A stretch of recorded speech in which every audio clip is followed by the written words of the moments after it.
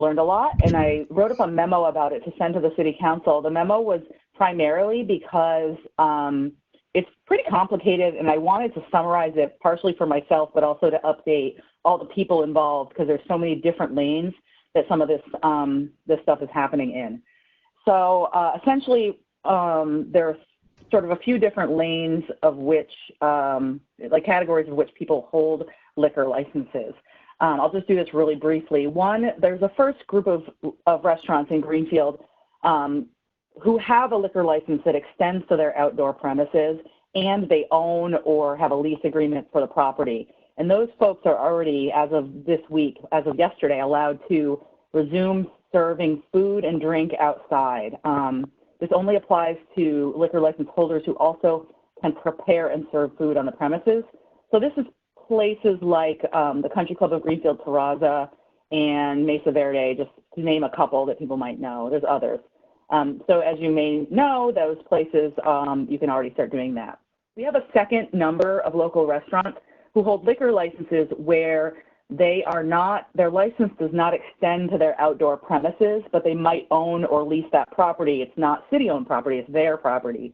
And under normal times, they can petition to extend their license outdoors, and it's this long process that involves a couple of meetings, notifying abutters, et cetera. The state has waived those guidelines and pulled them back and said that local licensing authorities can permit those places from now until November 1st to extend their liquor license to their premises outdoors. But they do have to go through the local license authority. So talking to the mayor and working with the licensing clerk, Lori, and the Board of License Commissioners, we wanted to make that process as easy as possible for those license holders to get that done quickly so that people aren't waiting until it's too far into the summer to get it done. So what we're doing is tomorrow they actually have already called a special meeting of the Board of License Commissioners at which they're going to take up two applications that fall, one falls in that category, one is actually a private club, so it's a slightly different category, to go ahead and approve those. I suspect they will approve them. I can't, of course, speak for what will happen at licensing, but it seems like they're game to get these things going so that people can start recovering from this closure of restaurants and people can start serving food and drink outside together.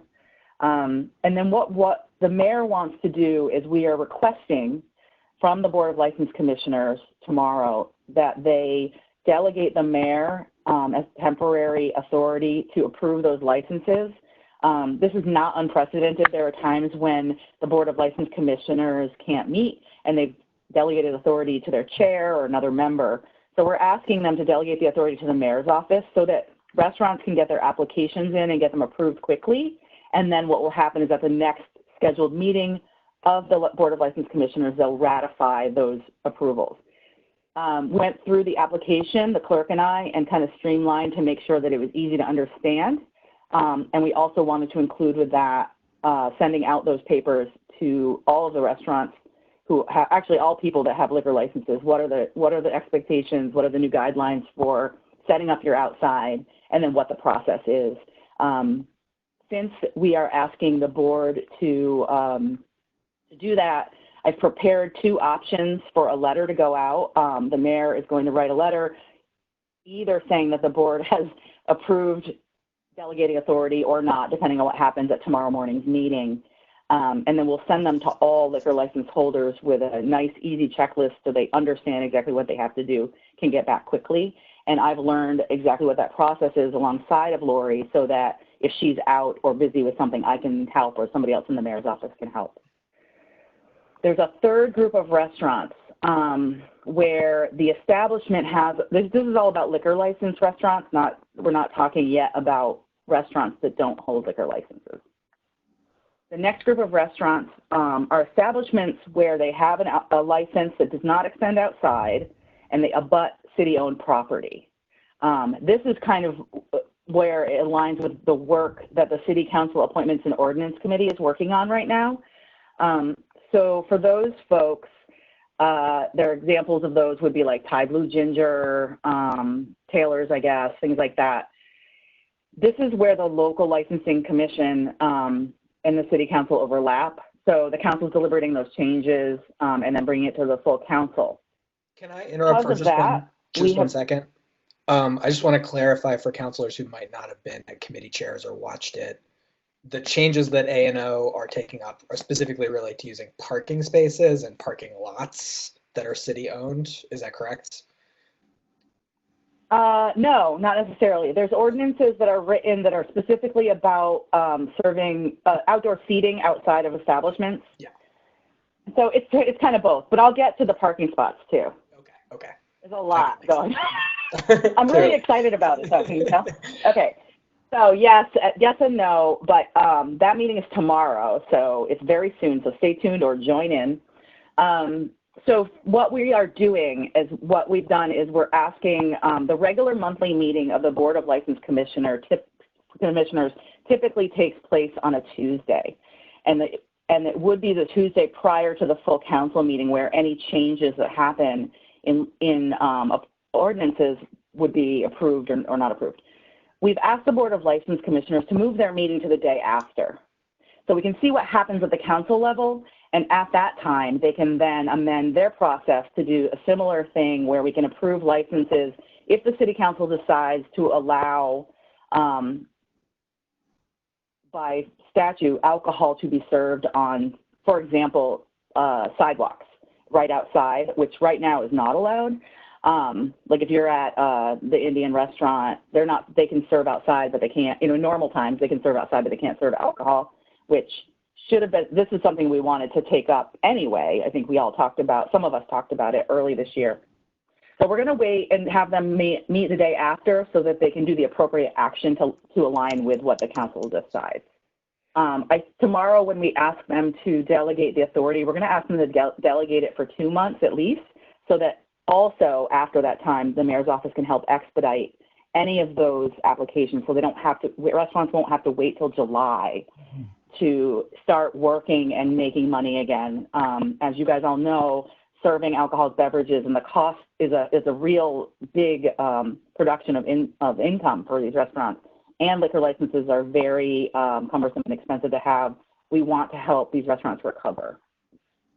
So I'm going to personally attend this, I'm here tonight, I'm going to attend tomorrow.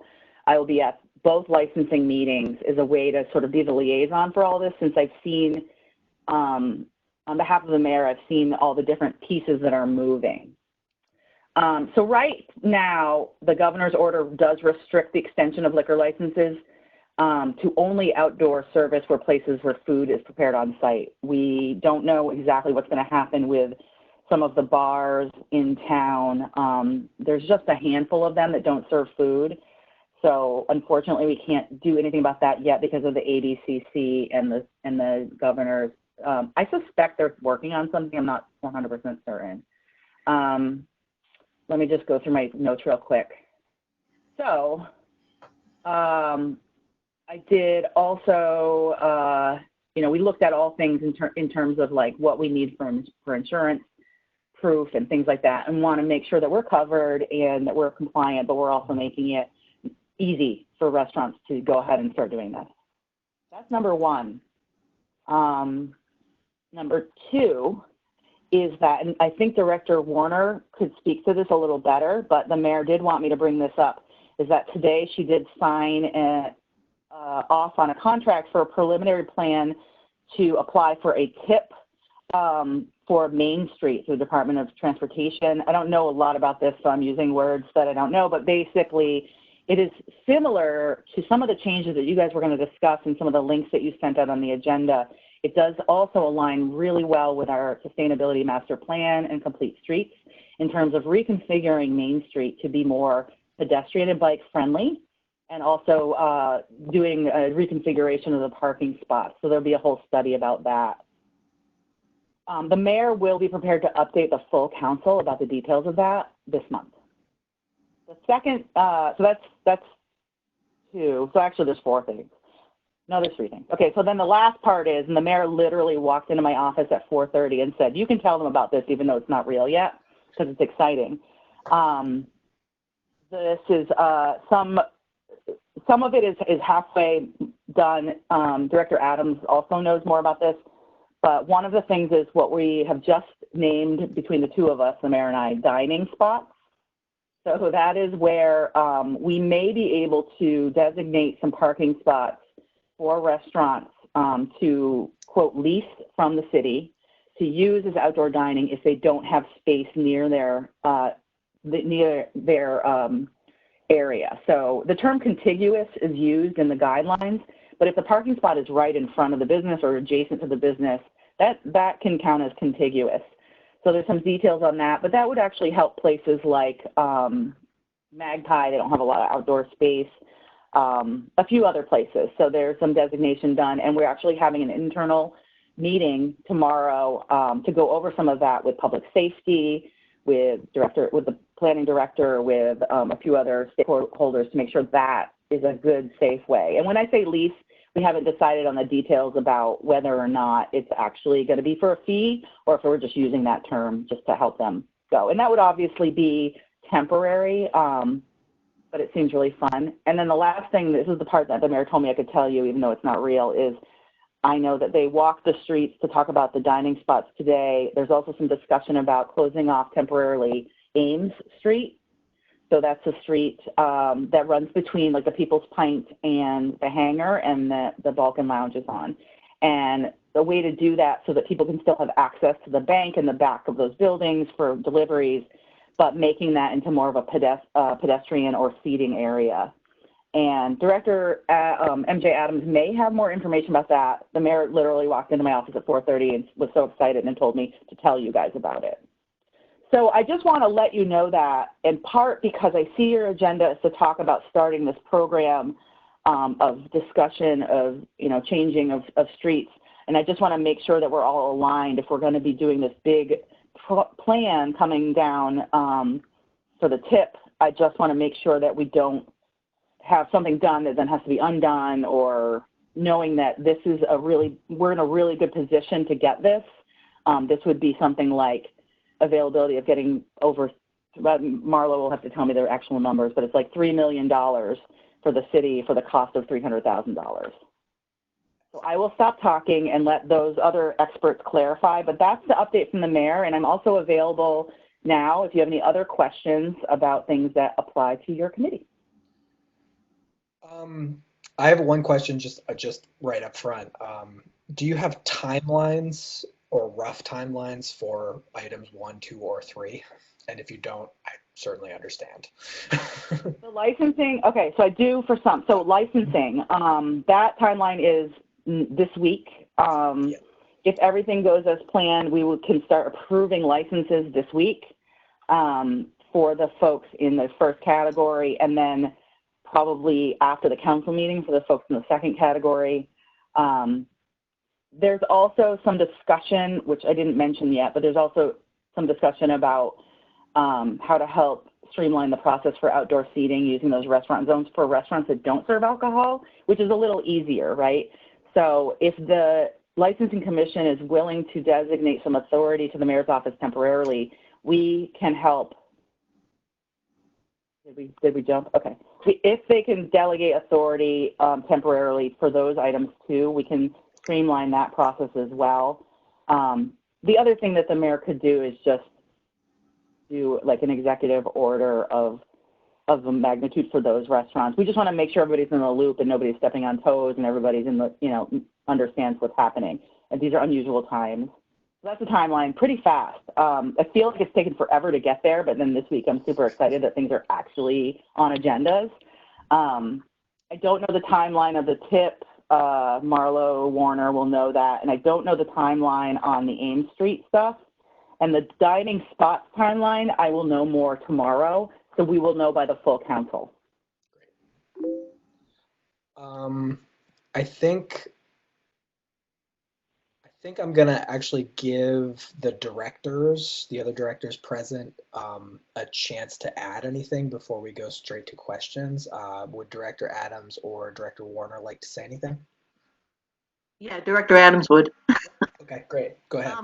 Me too. That I think that one of the critical things is that that the government not make the decisions unilaterally, that we need to be having conversations with the restaurant owners who have concerns, and that we need to be mindful of that as we're starting to think about how we're approaching this. So the mayor and I did do a walk on Main Street today. We talked to a couple of the restaurant owners, and I've been on the phone with a couple of them. I know the mayor has been on the phone with a couple of them.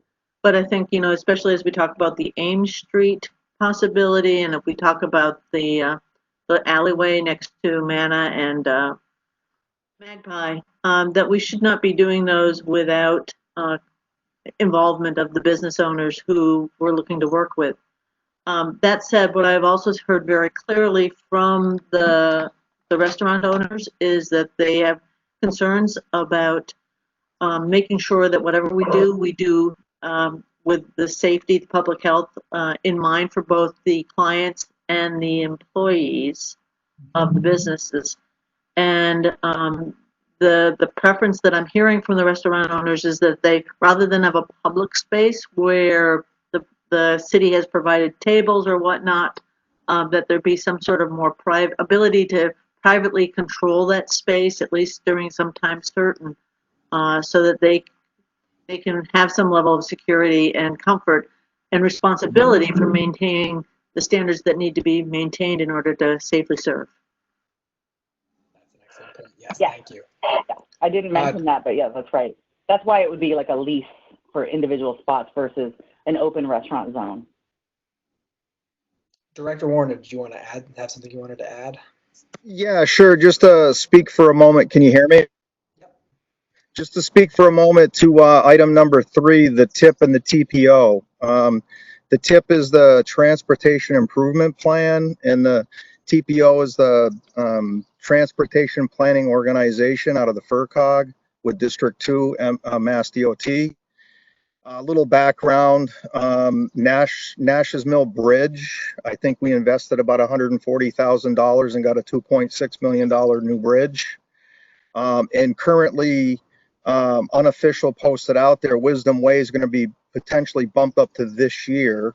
We've invested about $180,000, and that's now up to a $3.3 million infrastructure project. So this is very, very, very new as of today. It's in the infancy stages, but we've had very good luck with that program.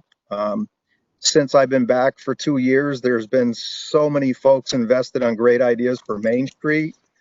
So we looked into that project as far as getting into another TIP project because we've been so successful and aggressive in our engineering on that. We've contracted with Fuss and O'Neill as of today, and they've reached out to Mass DOT, and we gave them the basics. Potential small roundabout at the end of High Street, at the end of Main at High, because it's a really kind of dangerous intersection. Bike lanes, changing of parking, and whatever ideas come along. But I want to stress that there's a lot of planning to be done here.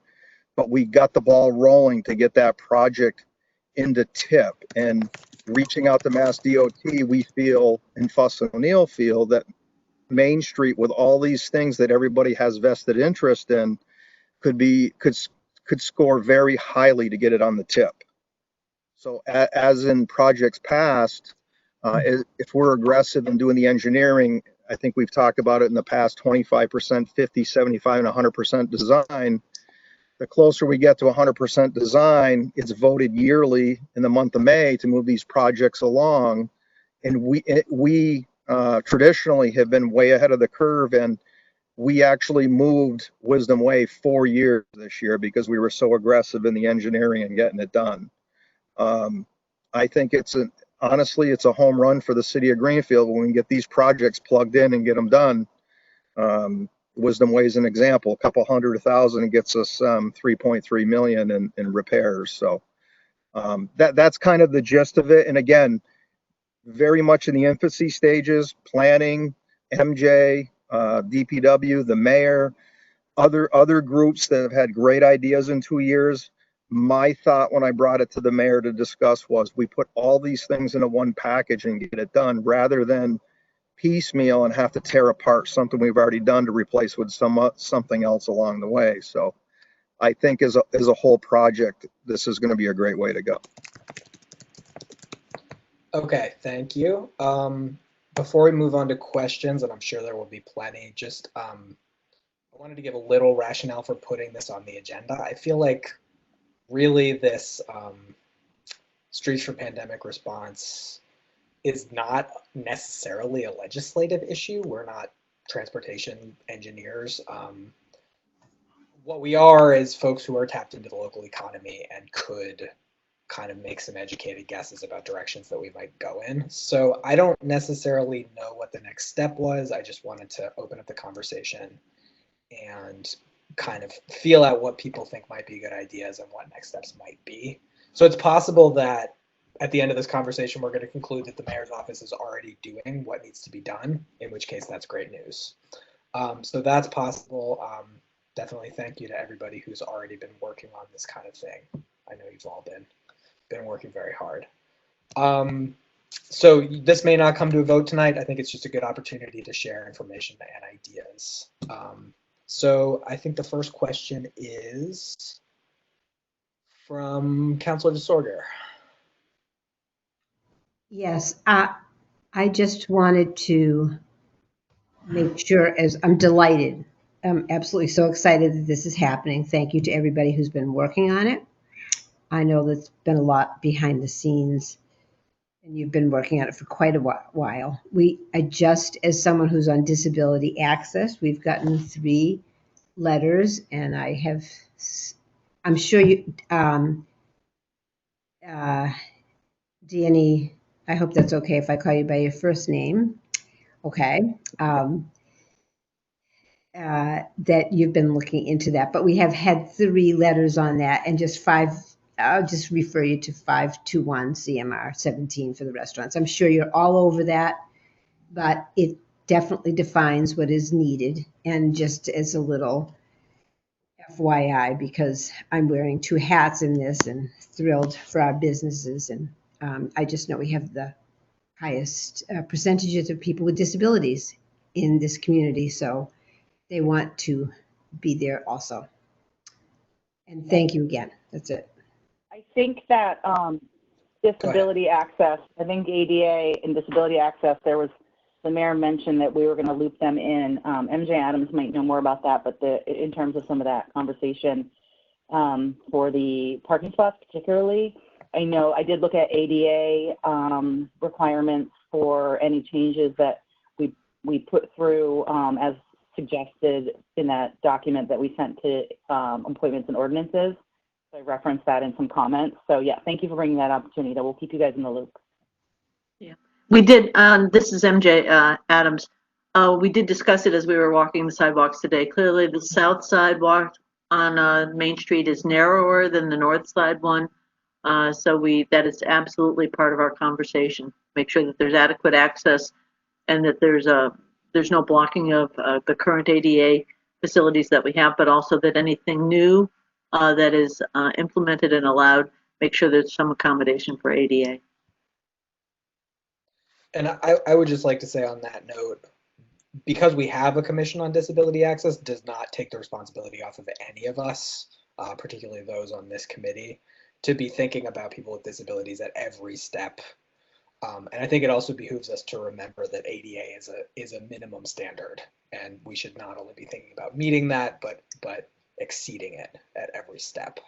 So I hope we can. There's a lot of variables in these projects, but that needs to be one that's at the top for everything. Any other questions from committee members?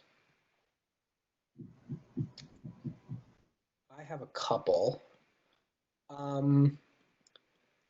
I think both of mine are for Director Warner and relate to the TIP. Is it a TIP? Am I getting the acronym right? Okay. Yeah, Transportation Improvement Plan. Transportation Improvement Plan. I know we ran into the issue on Wisdom Way that the conditions of the money that we got basically kept us from reducing the speed limit or narrowing the roadway. Is that going to be, are we going to have a similar problem on Main Street? I don't believe so. Okay. So you think it will be possible to actually narrow the lanes if that's what we choose in our design? Again, we're in the infancy stages, but for all the vested interests and ideas and groups that will be going forward with the mayor on this plan, I think there's no way around saying that Main Street's not getting narrowed, if that answers your question. It's geared at pedestrian. It's going to be geared at, in part of the scope for Councilor Disorder. It's specifically in there to add ADA compliance issues. So I encapsulated everything I've been hearing for 2 years and have spoken with the mayor. And again, we're in the infancy stages, but I think we can put it all together as a wonderful project for Greenfield. So my second question builds on that. Some of the recommendations in the NACDO guidance and also recommendations that I've heard previously indicate that it's a good idea to pilot some of this stuff in a low-cost way, some of the changes that we're thinking about, before kind of investing in a massive infrastructure project. You know, you throw up some cones and change the flow of traffic and the flow of pedestrians a little bit, and then you count how many people are actually using those spaces and kind of assess the success before spending the money. Do you think something like that might be possible in the short term? I think it would be possible. I mean, I didn't have a chance to read all the pages of those documents, but I'll be honest with you, I did take the time to skim through a lot of it. And a lot of it kind of rang the bells of what I've been hearing and what we've all been talking about for a couple of years now. So, I mean, that's the long term and all the ideas I've been hearing. I would have to honestly answer your question better. I'd like to take a closer look at how we do those temporary things as far as cones or whatnot to protect the existing pedestrian traffic. If you understand what I mean. I wouldn't want to put folks in harm's way to do a study with just cones or whatever with folks walking behind them. So it's something I would want to look into a little more, honestly. But if there was motivation from the council and the mayor's office to do some kind of temporary changes along the lines of our thinking for the major projects, kind of as a response to COVID, you would entertain those? I understand there are a million variables, but yeah, yes, absolutely. Okay. Yes. Great. Any other questions from councilors, from committee members? Yeah. Okay. At this point, then, I'd like to dive into that, the Streets for Pandemic Response and Recovery, just briefly to see if there are ideas that came up that bring up, think might be promising. Did it spark any immediate ideas for projects that we could take up?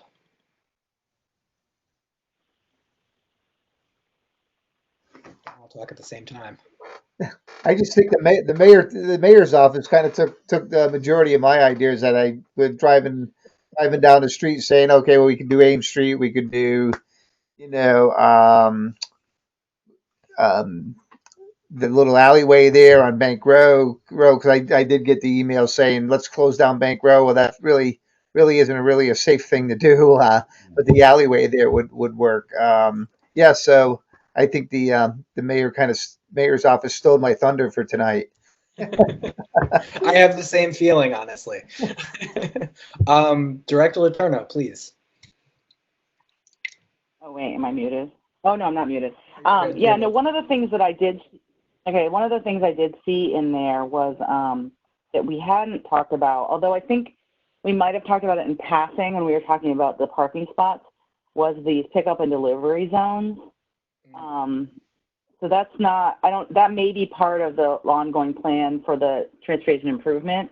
I don't think it is. I think that's mostly about transportation, pedestrians, and bikes, and ADA, but that's something that we haven't talked about, but we could, incorporate a little bit in there. I did also appreciate the links because I see there's that the foundation that has the funding sources to help cities and towns get started, some technical assistance money there. So I'm hoping, MJ Adams as our grant person, or I've written grants too. Like maybe we can start looking into some of that to help with maybe what you suggested, Councilor Dolan, which is some practice before we could do the long-term stuff. Councilor Jarvis. Yeah, just one spot that I was thinking of was the parking lot there by Mercer Verdes and the other pizza establishment there. Maybe we could close off that parking lot and use that for some outside dining. That was just an idea that I had for another available spot along Main Street. Kind of get people out of the flow of traffic. Councilor Put it Disorder. on the list of discussion. Sorry. Hi. Councilor Disorder. Yeah, I just had one comment that I think that this is a very good idea to put the licensing in the hands of the mayor for right now, because I know how often licensing meets. I've attempted to get to one of their meetings and was a little late. They're wonderful what they do for the community. But this has to be done in an expedited manner, and to make it easier for these businesses. They've had liquor licenses that they haven't been able to use for several months. So anything that we can do to make the fees be lower, to make it expedited for right now, is going to help to save the community and make a lot of people happier and get a lot of jobs back. So I think that was a great idea. So. Yeah, we have a limited summer season, because we're New England. So we definitely don't want to be waiting and have them.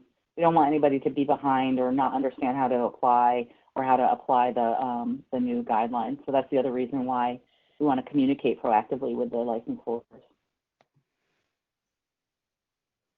Anybody else? I have a question for Danny. Yeah, please go ahead. Okay. Danny, the list of restaurants that that you divided into categories, can you give us a sense of how many of them are interested? I don't know how many are interested, but we have 28 liquor license holders in the city that are either bars or restaurants, not retail. And of them, just glancing through the list, it looks like about 4 of them are just bars, so that this wouldn't apply to them. I know that we did a survey of restaurants from the mayor's office, and we received responses back from, I'm probably only like 5, but everybody's busy trying to rejigger themselves into takeout, I think. But I would suspect that easily half of them would want to do this. Most of these folks have reconfigured their business to do takeout, or they're leaning on their takeout business that they had prior to the pandemic. And so, if Director Adams might have a little more information, but I think people are eager to pivot and start doing something. Thanks. Yeah, I think my assignment after today's walk was really to do some specific follow-up with some of the restaurant owners. We've had some very preliminary conversations. We spoke with a couple today while we were out on our walk. But I have a list of folks I'm needing to follow up with tomorrow to get more specific guidance from what they're thinking. Yeah, I can say as a local restaurant owner that some of these changes are potentially make or break for our business. Particularly for us, it would be the outdoor dining, the what's called dining spots.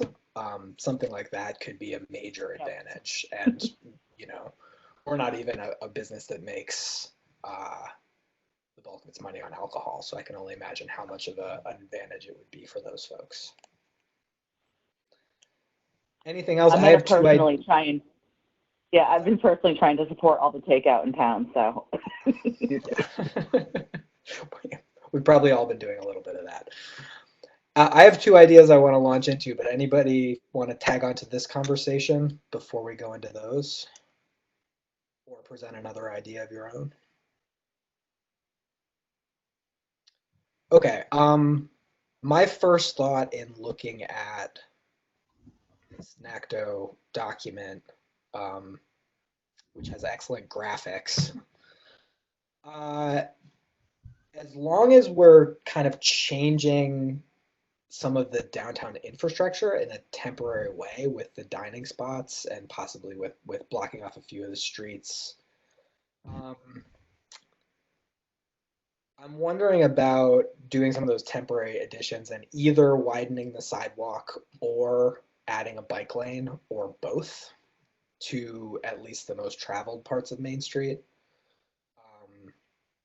And part of that is just because people need more space on the sidewalk in order to be safe. Part of it is that we've needed a bike lane on Main Street for years. And part of it is because, I mean, according to the data that they present, the reduction in traffic because of COVID has led to increased speeds. So it may actually be more dangerous than ever on Main Street if people are going faster. And this might be the perfect time to kind of narrow some of those lanes.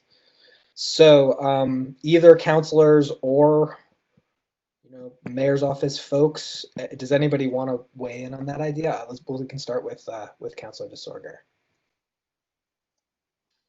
Yes, I went to the meetings on the complete streets for downtown,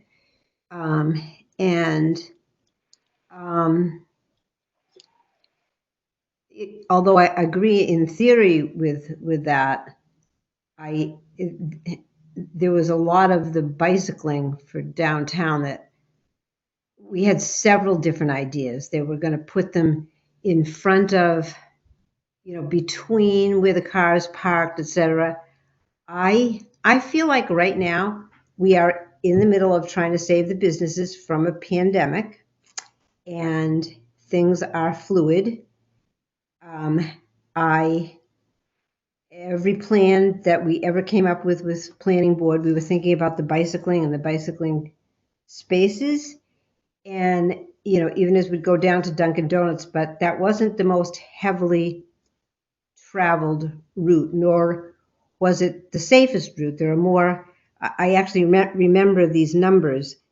There were more accidents, like pedestrian accidents, etc., on Main Street, like Main Street by Chapman, High Street by whatever. I know the intersections, I could repeat them, but I have a question about doing all of that together.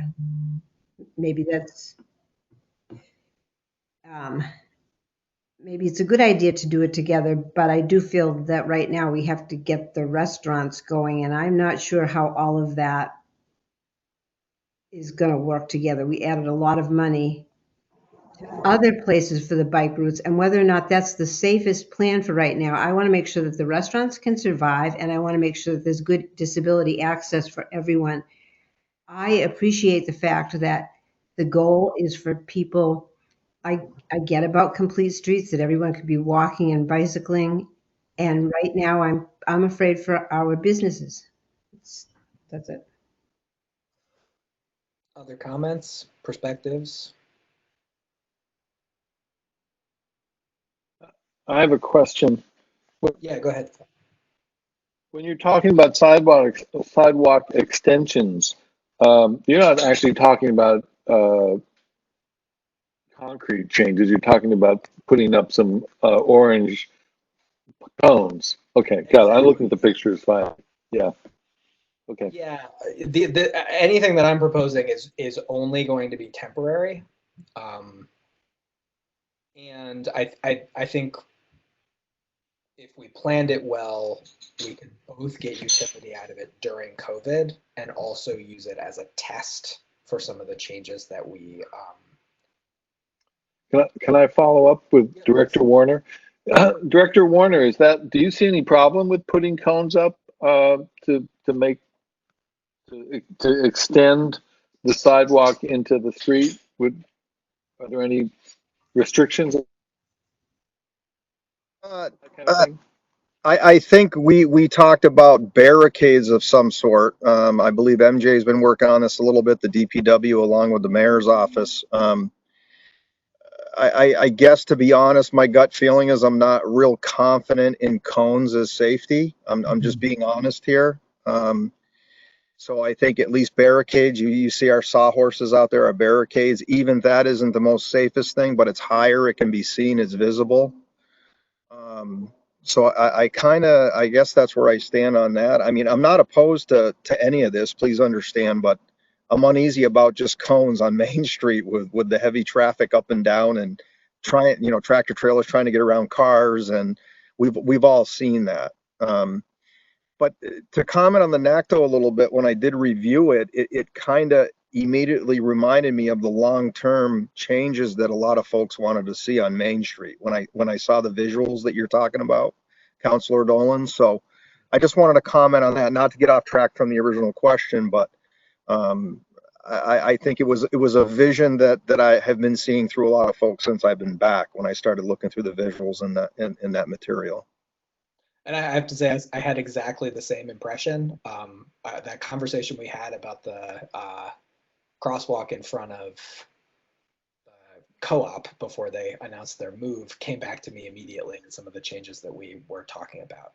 Yeah, there's a lot to talk about. Do you put the bike lane against the curb? Do you put it out behind the cars if they're eventually parallel parked?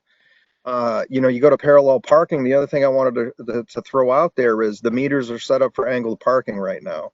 Where does that all play in with the meter spaces and where you park folks, even with cones or without cones at this point in time, and where we're going to be with meter fees? I mean, there's a lot of intangibles out there, I guess, so that need to be thought about. Can I actually ask Director Letourneau, because I have lost track of where we are. I know we're not enforcing parking in terms of ticketing. I imagine we are continuing to collect the money from the meters. Yes, people put money in the meters because they don't know that they don't have to right now. The Passport app was disabled so that they know they don't have to pay. We just discussed today at what point we would start having people pay to park again. We're thinking mostly for the lots, because if we do some of these changes on Main Street, it wouldn't really apply there anyway. And the lots are less expensive than the spots too. There is a point where we have to balance a few things. We have to balance that we have parking enforcement officers who are fully employed that have work, they need to do work. We have revenues that we count on for the budget that we need to be bringing in for parking revenues. And then we also have a community of which, many people have probably not been working, have been laid off, businesses are struggling. So we don't want to, push that bit over the edge. So yeah, it won't be in June. June, you should be safe to not pay for your parking. And how much are revenues down? Do you have a sense? I don't have that answer, but it is a lot. Yeah. Imagine. I guess I'm just pushing toward, would it make sense to on Main Street if we're going to make these changes, and instead have a 2-hour limit or something like they have in Turner's Falls? That'll be part of the discussion, about whether to remove them completely. Yeah. So there'll be about moving them or, removing them, or, which is, another part and another cost to remove them. For the parking, the restaurant zones or the dining spots, there's some discussion about doing the temporary bagging of the meters for those particular locations, so that whatever we do later, we're not pinned in on it, and then possibly even opening it up for just so that people can park there again, depending on how the furniture situation works out. All that, there's a lot of moving parts there.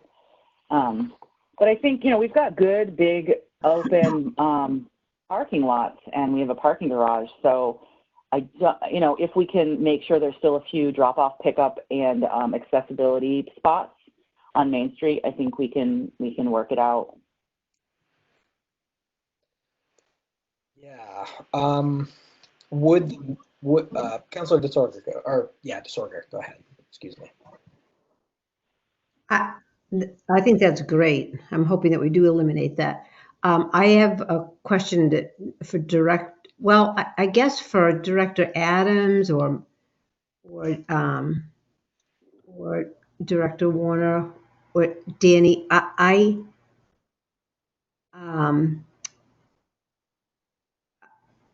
one of my real hesitancies with the bike thing is that we have diagonal parking. 85% of car accidents happen while people are backing up. And half of our people, the people that live here, are over 60 and can't turn their heads more than this. Okay? So that means you can't see behind you. All right? So I can do it on both sides as far as it goes.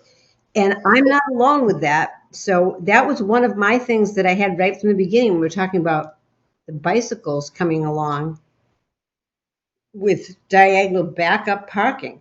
So if that's in part of the plans, I just wanted to say that to Councilor Dolan.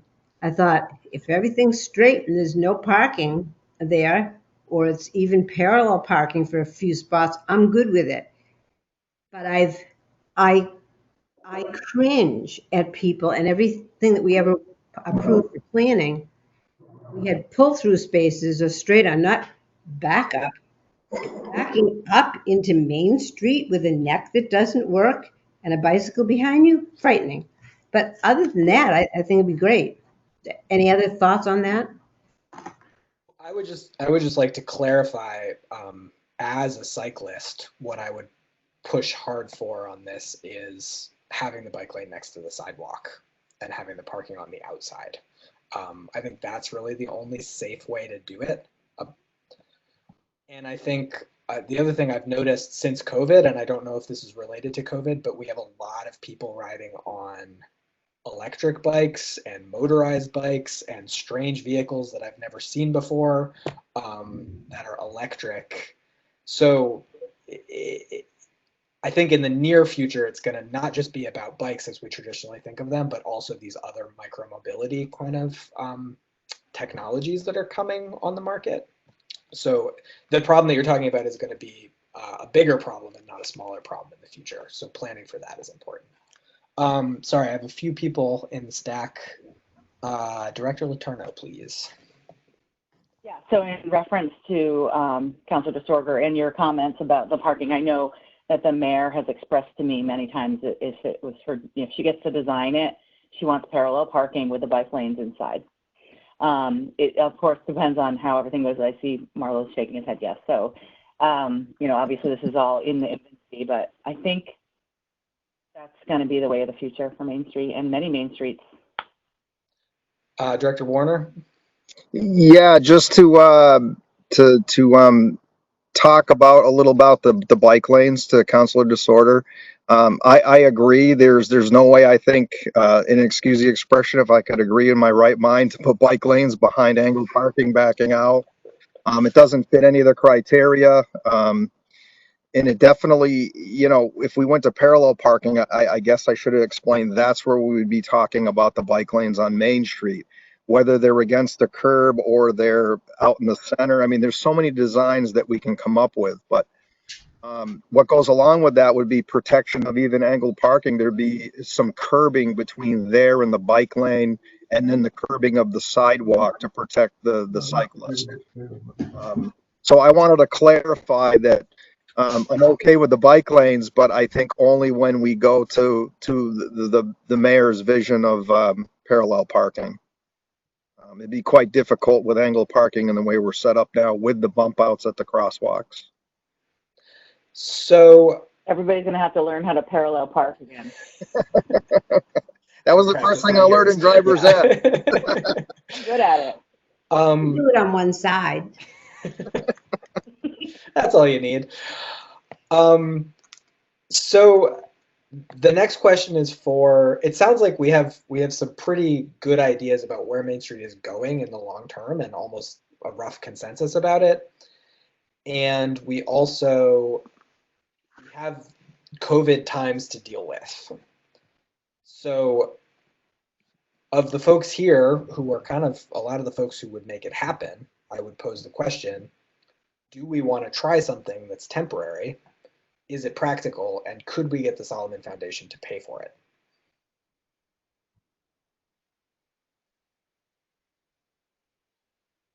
And that last one was directed specifically at Director Adams.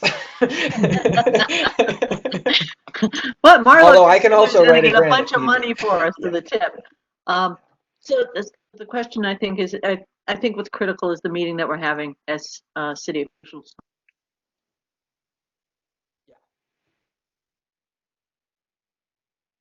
What we're going to seek funding for. CBG funds to do streetscape improvements in light of the COVID. So there is some flexibility there. We've already been, Paul Raskovich and I have been talking about different types of equipment that we could procure with block grant to, even if it's just a temporary modification.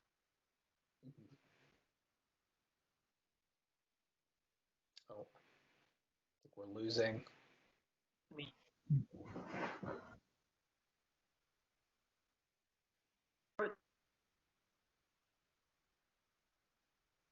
I think we lost. Hey, I'm here. We can't hear you. Would you mind saying the last minute over again? We missed all of it. Sorry. Am I back? You're back. You seem to be back. Yes. I saw myself. You should mute. Everybody else should mute. All right.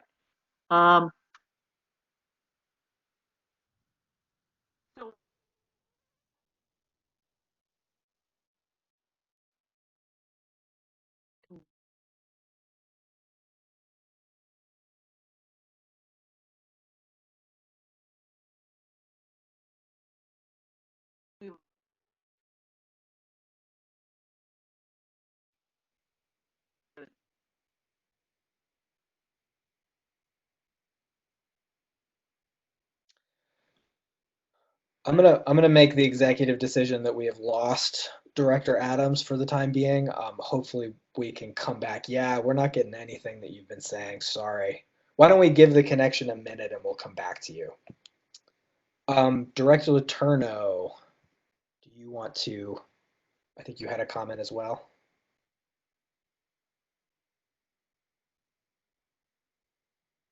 And be sure to unmute yourself. Okay, here I am. Yeah, I muted myself and turned off my camera, hoping that would help MJ's connection. I did the same.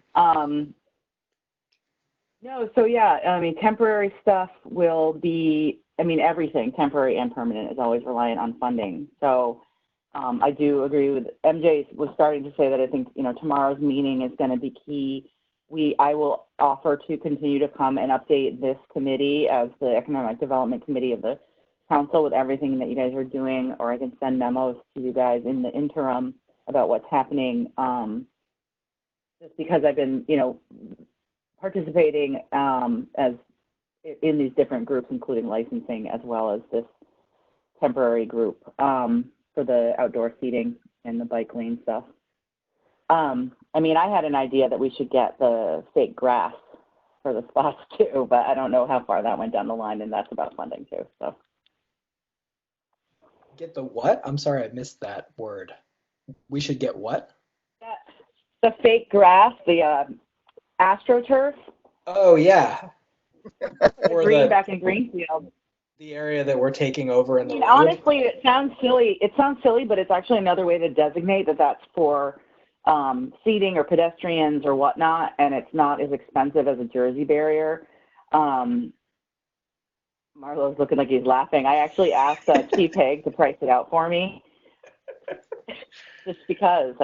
I don't know. We can get creative. I think this is one thing this pandemic has illuminated, at least for me, is how creative people are getting with making life go on and business happen still. I know a lot of people aren't, but this is one way that we can help things keep moving forward. Yes, Director Warner. Yes, Danny, I was not laughing at you. I was smiling because it's good to talk about so many other things. So, yeah, I think to follow up a little bit with what MJ started to say, I'm not sure where CDBG money comes in with the TIP and the TPO, but as you know, we'll be coming at some point as the project progresses, we be coming to the council for engineering and design on that project. So I don't want to speak out of school for her, but there may be an opportunity there for her to help us in that regards. I don't know. It'd be something to ask her. But as far as the rest of what she was going to say, I'm not sure. I know she's been working with the deputy director on some temporary stuff to get the initial, I believe, phase, the piece one Danny was talking about going. So, okay. And is Director Adams on the line still, or did she disappear?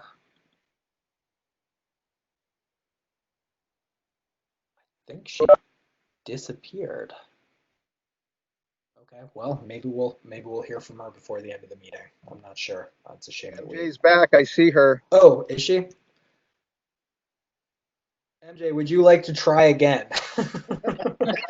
I would love to. Where did I leave off? Right at the beginning. Right, MJ. We heard. I think I was nothing. So yeah. I think I was saying that there's a number of us meeting tomorrow with the mayor, and I think that once we have that meeting, that we'll have a good sense of how to proceed. There is funding of it. Did I talk about the block grant funding that might be available? A little bit, yes. Okay. That it looks like there's some flexibility in using some of the block grant money.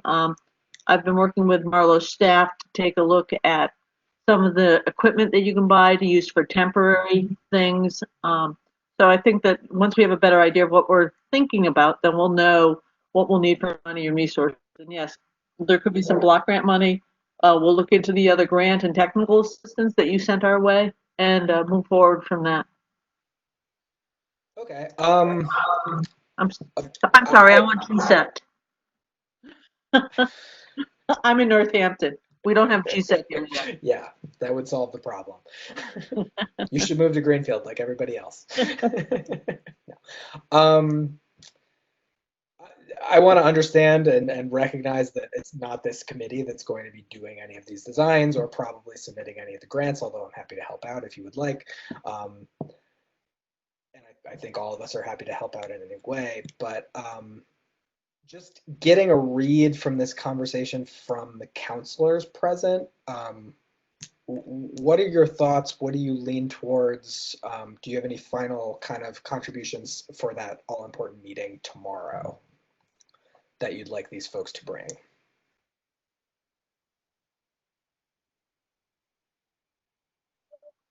Are you asking me, Tim? No, that's for all the counselors. Sorry, I didn't know how much final comments. I have a question. Please. Philip. Yeah. What are we going to be voting on tomorrow as a council? Well, you mean next week? Don't we meet tomorrow, the city council? No, it's a week from the 17th is what I have. Okay, good. Yeah. All right. But we'll be voting on some ordinances. Let's see, I actually have.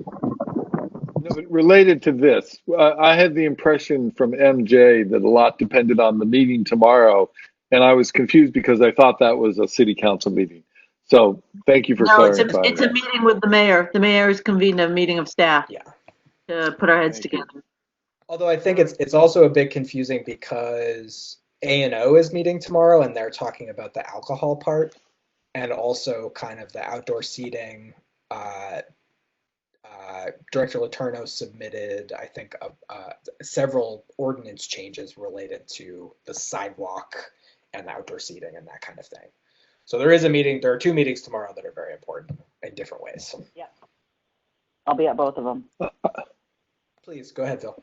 I do have one thought about. I thought the angled parking and the way the meters are set up was sort of a deal breaker for anything temporary, unless it just seems like that's a big change.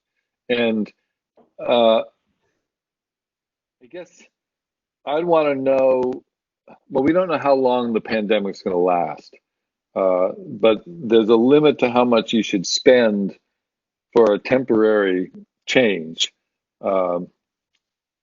Anyway, I'm sorting through this and talking out loud, or thinking out loud. So anyway, that's all I had to say. And Councilor Disorder has been waiting. Sorry to keep you waiting on that. Oh, no, I want to hear what Counselor Elmer had to say. I'm in favor of, I would give this the nod for them going ahead. That's what you asked, was what is our opinion on it? I think it's great. And it sounds like a lot of it can be done, hopefully, with either block grant funding or maybe special funding that we'll get.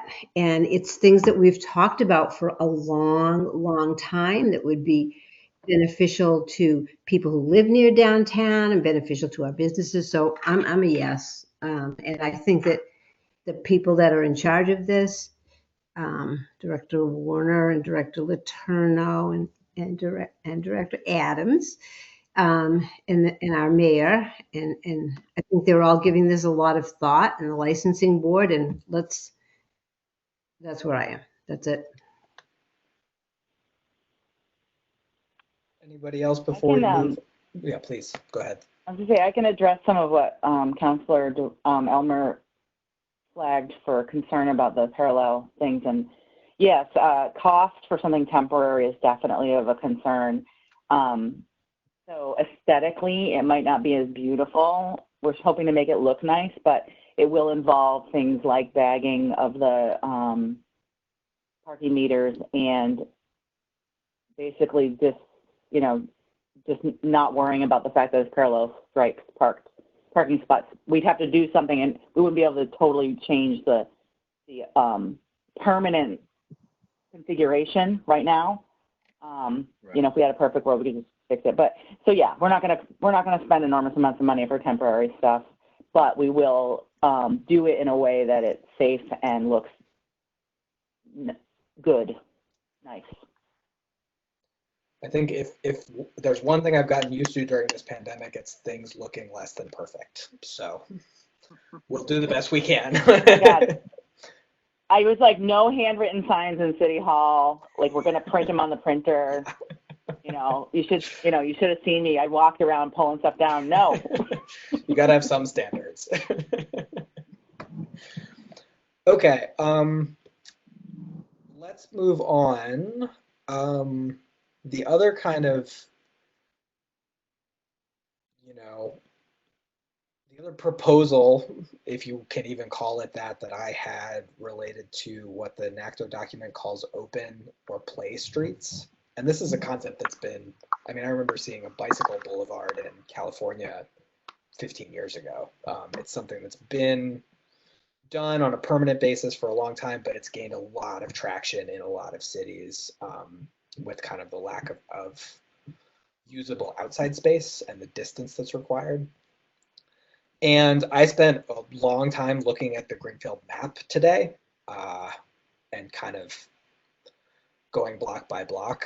And the rough proposal that I came up with was closing Wells Street and Davis Street in entirety. Wells Street and Davis Street. And mostly kind of almost like a park street for walking, for safe biking. You can bike in the middle of the road, running, that kind of thing. And the logic for that is our grid is so inconsistent in some places. It was the only thing I could find that kind of serves that dense urban core of downtown from Main Street to Silver Street in an area where there isn't really accessible open space. So we have Highland Park on one side of town that's accessible for those folks, and then we have the parks on the west side of town for other folks, but really getting some usable open space for those folks right in the core. And I also picked Davis and Wells because those are some of our lower income streets, and it seems like they could maybe use a boost in terms of being in terms of quality of life benefits that would come from something like this in terms of both reduction in traffic and access to open space. So that's my logic. I know it's kind of out there, but I did want to propose it because we're in a time where things like this are happening. And I will now allow anyone to shoot me down. Yes, Director Letourneau. I have a question. I missed a little part of it. Yeah. Were you saying close them down entirely or half of it one-way traffic? I am open to suggestions. My thought was local traffic only.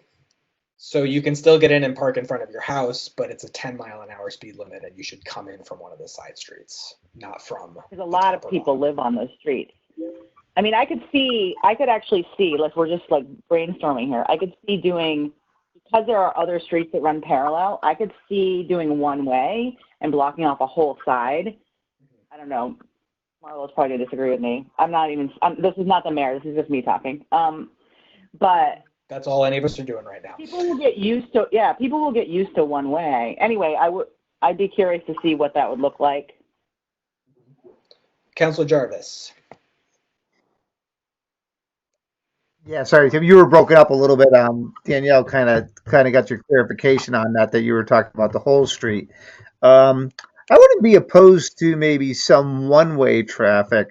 We have to keep in mind that DPW uses that street to go north and south on Wells Street to go north and south on a lot to get into the yard. Be a little bit of a change for them bringing their plows out. But I wouldn't be opposed to maybe one-way traffic on those streets. Of course, we would have to hear from Marlo and his traffic studies and everything else that would go into it, and of course the neighbors who would be affected that would have to go down one street and hit the side streets, and it'll be a change. But I mean, they do it all over the country in cities and smaller towns. They have a lot of one-way streets. So I mean, drive around New York City and try to go one way, you can't. So it gets a little confusing. But yeah, I think it's a good idea to maybe do one way. Yeah, the fire department. Yeah, we could they could get around that though. New side streets to cut over if they had to. I mean, sometimes we can't make it down some streets. I mean, yeah, it would be a change, but I think people could work around it.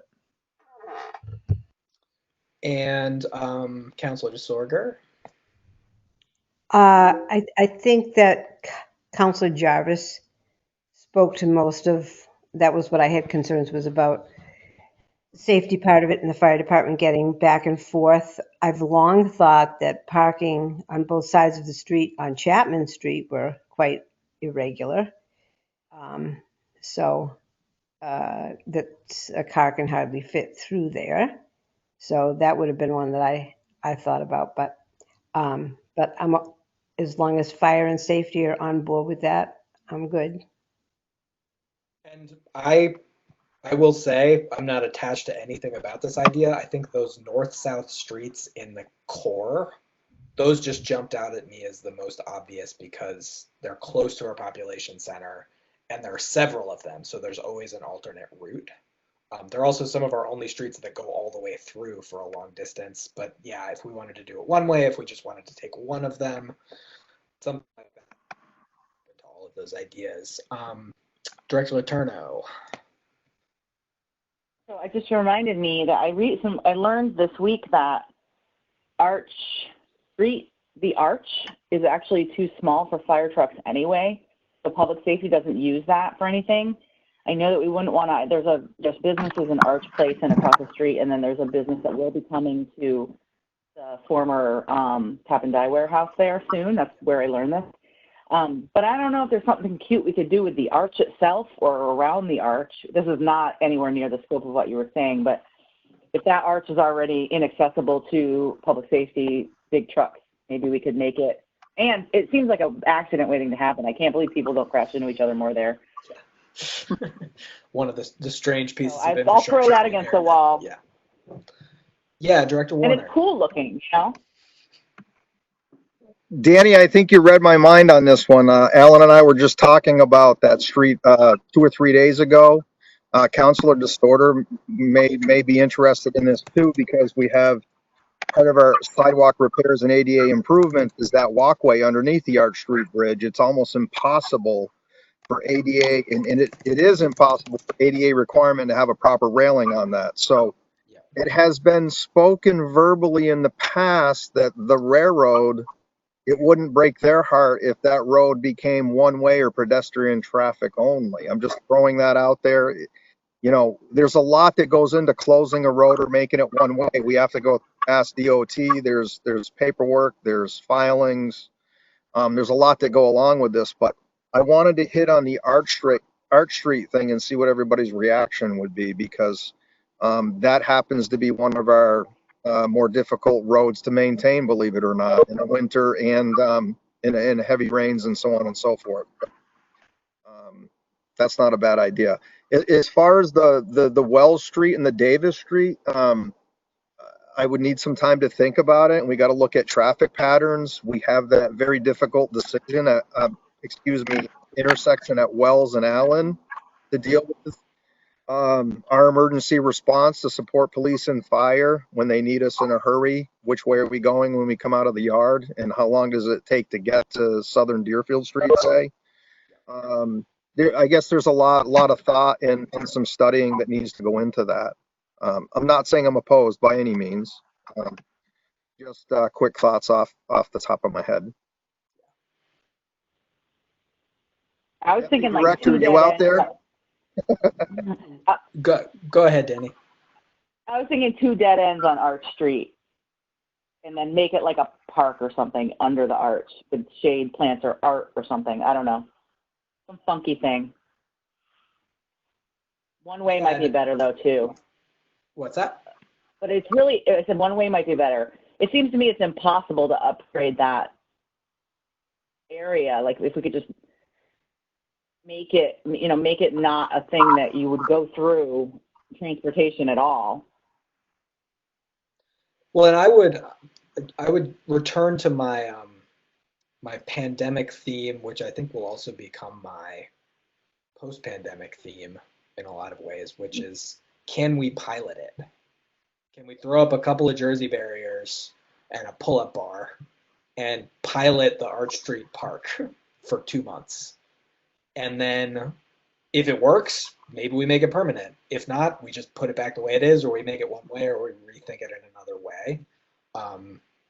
That seems to be an idea that's getting a lot of traction in the planning literature these days. So it's an option. Councilor Jarvis. Yeah, just keep in mind, folks, there's 2 houses that go down Arch Street on the right-hand side that they need to get to their houses. So if we close it off entirely, they can't offload groceries, get out of their vehicles, et cetera, et cetera. And the same on the other side. There's a business, I think there's a hair salon and stuff like that. So those folks need to have accessibility, plus Sherwin-Williams and an Arch Place, and so there's a lot of people that would be affected by closing it down completely. Yeah, I was Councilor Jarvis. I should say that I guess the west side would be the side we'd look at, and we could leave plenty of space for cars to get in and out of the homes on the west side there. But the east side would probably have to stay open. But we block it off far enough on the east side to obtain our ADA requirements for the sidewalk and all that. I guess would be some added information of my thinking, anyways. Thank you. Yeah, and Councilor. I had a comment. I was going to say, like, I'm familiar with that area. I've walked from my house up that back and forth. I know there's a house when I'm coming from the east to the west, Arch Place, there's a hair salon, and then you go under the arch, there's the warehouse that's going to be a business soon. Left side, there's a home right away. That's why I was thinking more of 2 dead ends, like really Jersey barriering. I like the idea of piloting a Jersey barrier, basically closing off the arch as if you cannot drive under just the arch, and it's as close to it as you can with it still being, it would be like in a tunnel park. I don't know, that's what I was thinking. And that way there would be no issues with the neighbors and getting in and out. They could still get in and out. They just can't go under the arch. So that means the people up at the corner of Wells Street have to drive all the way around to get to One Arch Place, but unless they walk. But yeah. I just want to, I notice I've had 2 messages from Bob Williford in the chat. I shouldn't respond to anything that's not 100% open in this meeting because of our open meeting laws. But Bob, if you would like to speak to either of those points, I will give you an opportunity at this point. And I can't see you, so just a reminder to unmute yourself if you would like to speak. Councilor Dolan, if you would like me to unmute him, I can do that for you if you'd like me to. I think we'll hear from him.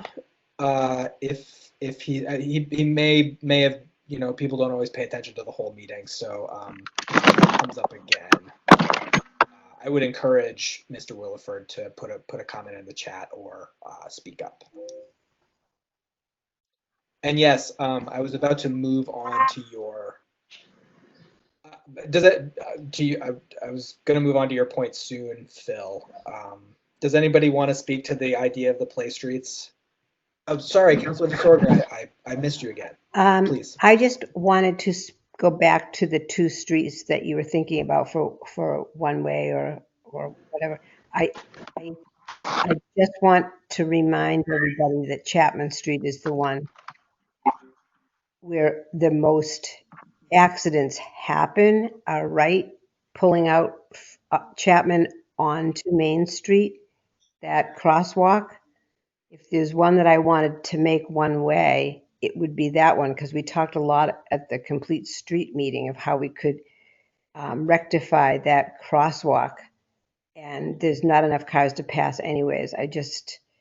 With cars parking along both sides, I would want that one in the mix more than, or possibly instead of one of the 2 Wells and Davis. Just, that's it. I will say, I kind of didn't go with Chapman because I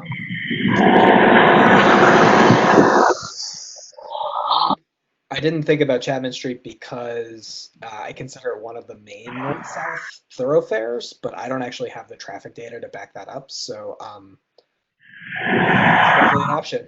I think it would be up to Marlo to give us some recommendations. Okay. Is that Bob Williford that I see? And would you like to speak? And you're muted. There I am. I have been talking to Lynn Kelly, who is the head of the Commission on Disability Access, and sending things back and forth to her, because I think anytime we change the traffic pattern on a street, it makes things difficult for people who are using wheelchairs. The things that linked from your meeting had absolutely nothing about disability access in them. Neither the Solomon or the 29-page thing that was linked. And I do believe that anytime we change stuff, we need to ask the people who are in charge of accessibility for the disabled what they think about that, because the very word barriers is what they hear all the time. So they would, are they all going to be up on the street using the street, or up on the sidewalk using the sidewalk? Some of the illustrations, the diagrams that were in that 29-page report showed them out in the street. Well, there's drainage issues in the street. It slopes. It's a little hard if you're trying to use a wheelchair. And all of the graphics that went with that report showed wheelchairs being pushed. The people that I know who use wheelchairs either use power chairs or they push themselves. And as I found out from Joanna Whitney, "Don't touch my wheelchair" is one of the things that you hear if you try to help them. So I think that the CDA is going to be meeting soon, and they're going to ask their people, how can we get involved in this process? So they're the ones that know about the Americans with Disabilities Act. How about we ask them as well? Thank you for letting me speak. Yeah, absolutely. I would say the point is well taken. And, we're just in the phase at this point of throwing ideas around, but at before we implement anything, I think sending it to disability access is an excellent idea. In addition to us also having the needs of disabled folks in mind. Absolutely. Any other comments before we move on?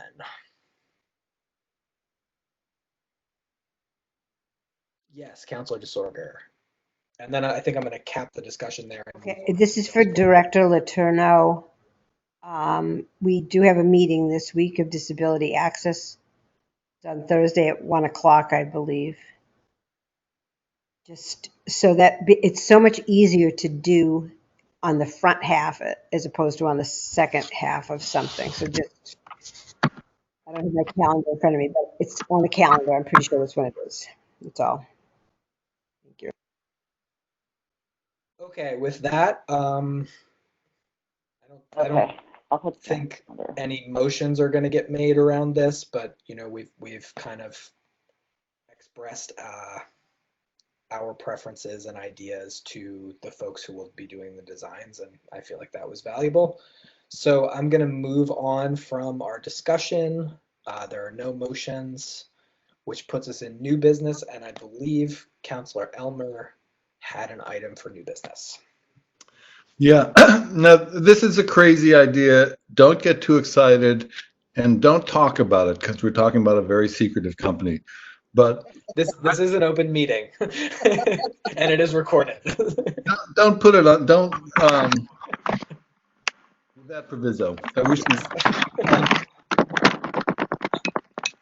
someone should turn their mic off. Okay, much better.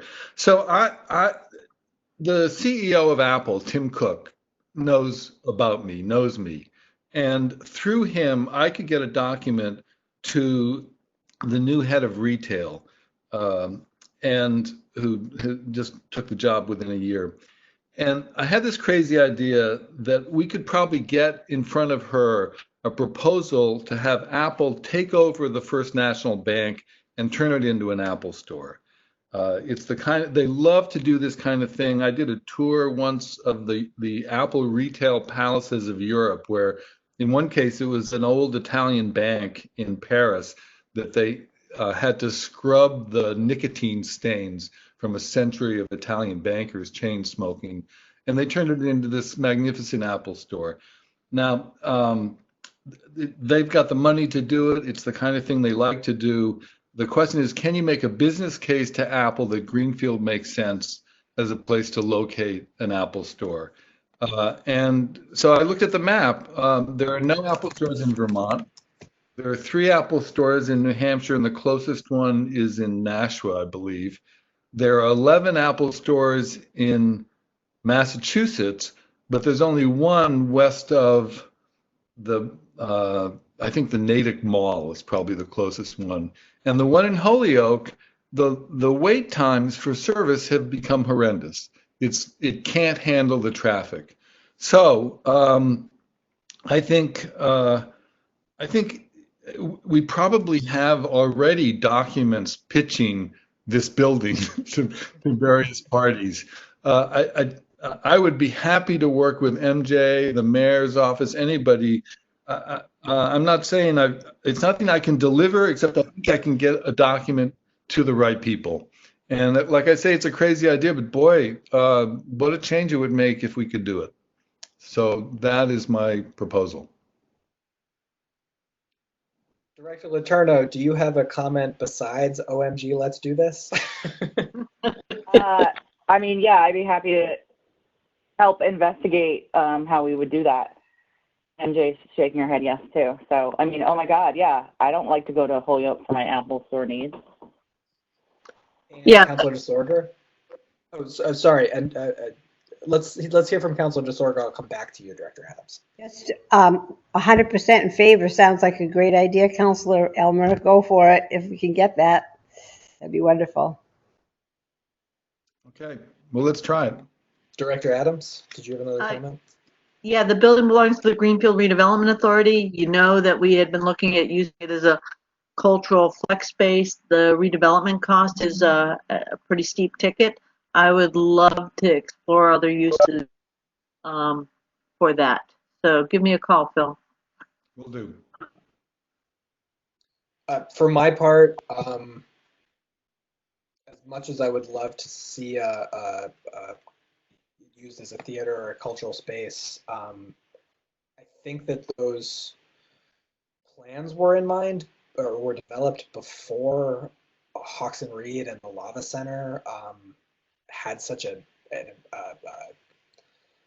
presence in downtown. And I mean, I think we could entertain the idea of creating kind of a theater and culture hub right there, and that could be great, but it's not something that I'm necessarily attached to. An Apple store would be a high investment, high value business in town with pretty limited impact. I mean, I think there would be parking impact, but we have a lot of excess parking capacity downtown at this point.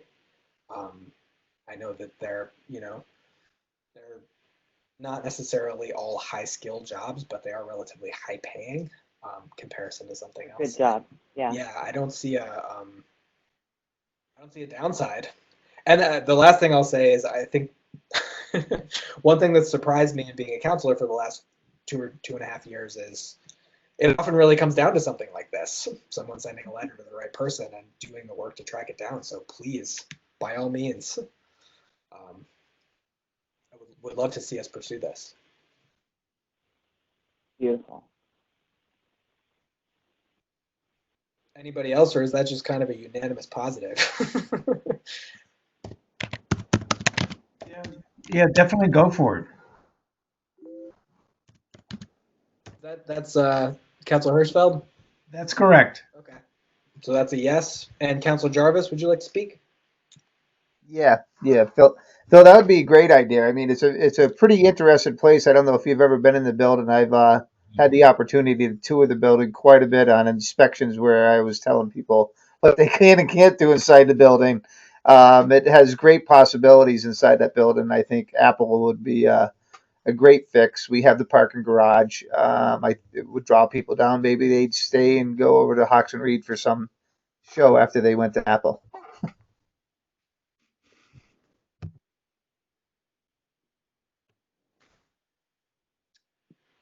All right. Anything else for Councilor Elmer's new business before we take up Councilor Elmer's old business? Nope. Okay, so we can finish up new business and move on to old business, and I will turn it over to Councilor Elmer once again.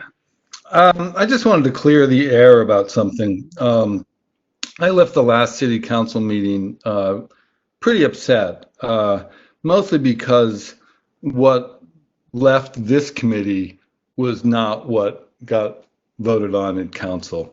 I've gone through the 5 stages of grief on this, and I've come to acceptance. And I just want to let everybody know, I think I hear the will of the council. I'm taking it on faith that that's the will of the city. And I think the lesson here is we just have to be better neighbors. We have to not do things that piss off our neighbors, and we have to not show up at meetings with our lawyers. So I hope we can all just get along in the name of a famous victim of that triggered another riot. Anyway, that's all I had to say about that. Yeah, I'm not sure if that last council meeting went quite the way any of us expected. But yeah, that was the decision that we arrived at as a group.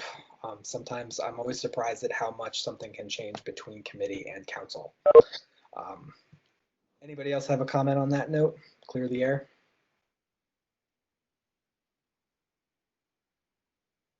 Okay. Oh, one more thought. Councilor Hirschfeld. Yes, I thought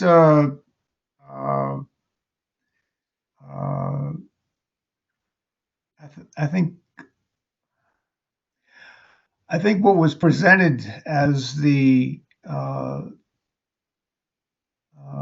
committee's position on what was it? On what do you call it? Detached ADUs? On a detached, thank you, detached ADUs was not correct.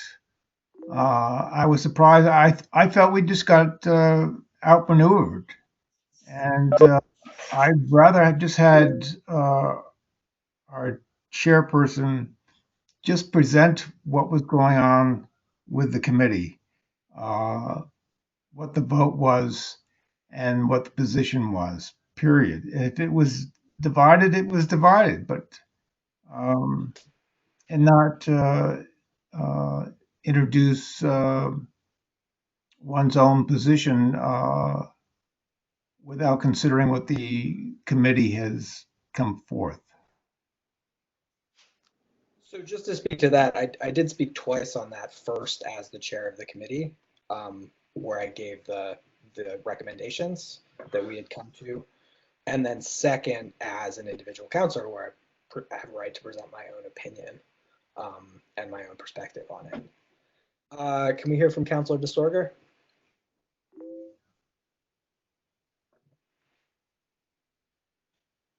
Ginny, you're muted.